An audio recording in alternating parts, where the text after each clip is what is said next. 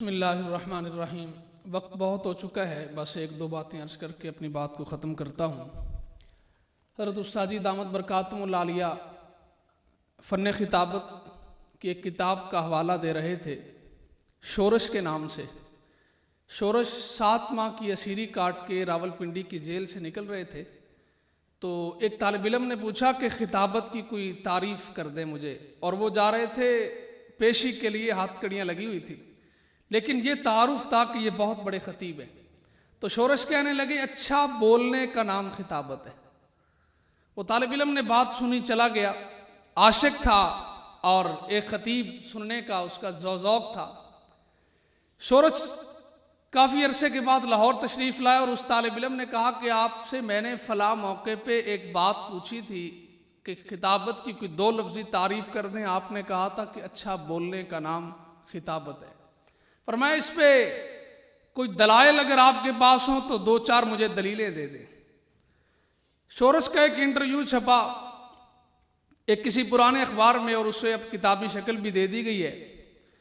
تو شورش نے جو پہلی دلیل دی تھی، فرمایا کہ حبشہ کے اندر آپ صلی اللہ علیہ وسلم کے فدایان کا پہلا جو لشکر گیا تھا، اور انہیں نجاشی نے جو وہاں ٹھہرنے کی اجازت دی تھی، وہ حضرت جعفر ابن طیار کی خطابت کی بنیاد پہ دی تھی۔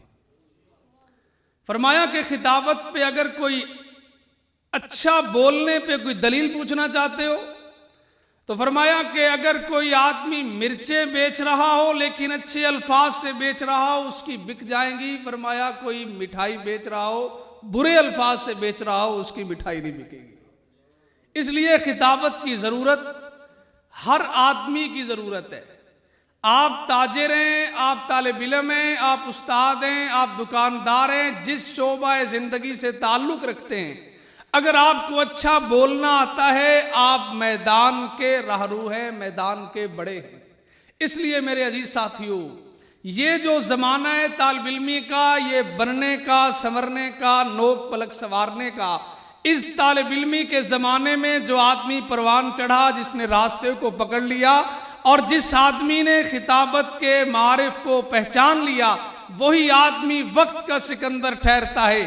یہ زمانہ بڑا تیز چل رہا ہے، اس زمانے کی بھیڑ میں سست رفتار پیچھے رہ جاتے ہیں۔ فرمایا کہ اگر آج حضرت مفتی نظام الدین شامزئی رحمۃ اللہ علیہ نے کتاب لکھی ہے مثالی استاد، اس کے اندر آپ لکھتے ہیں کہ ہمارا رونا یہ ہے، ایک طالب علم کی نحو پہ، صرف پہ، منطق پہ عبور حاصل کرتے ہیں، علم حدیث پہ، علم فقہ پہ ایک طالب علم بہت اچھی تیاری کرتا ہے، 8 سال پڑھتا ہے۔ فرمایا قدوری کی عبارتیں زبانی یاد کر کے جب زمانے میں آتا ہے، ان عبارتوں کو، ان زبانی یہ یاد کی ہوئی چیزوں کو اچھے انداز میں عوام کو دینے کا طریقہ نہیں آتا۔ فرمایا کہ کاش ایک اچھا پڑھنے والا طالب علم، اچھا خطیب ہو تو دنیا کے سامنے قرآن کی تعبیرات بڑے آسان الفاظ میں بیان کر سکتا ہے۔ یہ جو ذہن دیا جاتا رہا ہے نا اب تک کہ پڑھنے والے خطیب نہیں ہوتے، جو خطیب ہوتے ہیں وہ پڑھنے والے نہیں ہوتے، ایسا نہیں ہے۔ اس مزاج کو بدلنا ہے۔ ہر پڑھنے والا اچھا خطیب بن گیا تو آپ کے یہ شب و روز قصے کہانیاں بیان کرنے والے، اور سیدہ فاطمہ طیبہ طاہرہ رضی اللہ تعالیٰ عنہ کے نام پہ ایک رات کا 10 لاکھ لینے والوں کی روزی روٹی انشاءاللہ بند ہو سکتی ہے اگر آپ سیدہ کے وکیل بن جائیں۔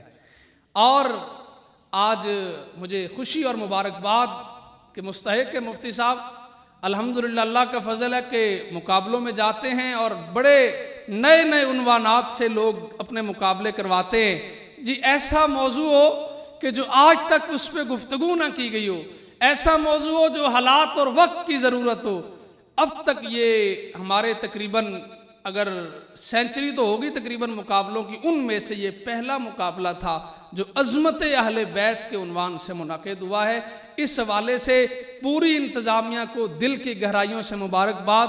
باقی جتنے طلباء کے نمبر لگے ہیں ان کے تاثرات میں نے ہر ایک طالب علم کے لکھے ہیں اور لکھ کر انتظامیہ کے حوالے کر دیے ہیں۔ کوئی طالب علم اپنے بارے میں کوئی رائے پوچھنا چاہے، آپ کے نمبر آپ کے جس معیار کے مطابق لکھے ہیں یا لگائے ہیں وہ محفوظ ہے۔ اللہ رب العزت آپ میں سے ہر ایک کو اس دین متین کی عظیم راستہ خطابت کے لیے قبول